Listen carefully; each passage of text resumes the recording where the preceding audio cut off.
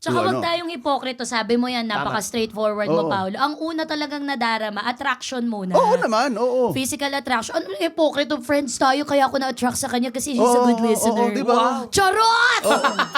Yun lang ano doon. Ako, yung foundation na friend, totoo yun. Pero again, nangyayari yun during the courtship. Sa loob na. Sa loob ng courtship, bago maging kayo, tingnan mo kung magiging magkaibigan kayo. Yes. 'Di ba? Kasi like for example, ang hirap ng halimbawa may partner ka, 'di ba? May girlfriend ka.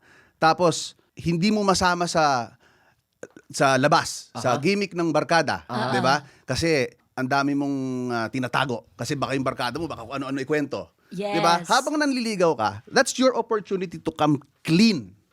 Sa akin Sabihin mo na lahat. sabihin mo na lahat. Kasi yan yung mga dahilan kapag kaya ang lalaki hindi nasasama ang girlfriend sa night out ng barkada niya eh. Baka kung ano sabihin itong mga to. Yan lang, di ba? nag-aansaya Tapos minsan tiyatak pag na, nakikita, uy bro, si ano? Oh. Wala ganun. Walang ganun dapat.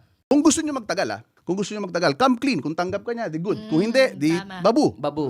Ngayon, kung, ayun yung, dun pumapasok yung friendship. Na at the end of the day, magagamit mo yung friendship na yun, habang pagtagal-tagal, makikita mo yung ugali yung dalawa. Kung okay kayong friends. Kasi importanteng okay kayong friends. Okay na okay kayo. Okay. Sa barkada. Not necessarily na magiging part sila ng buhay nyo. Siyempre, iba kayo, di ba? Pero, minsan, maganda rin na nasasama ka niya doon, nasasama mo siya doon, nang hindi ka natatakot at peace of mind din niya yun.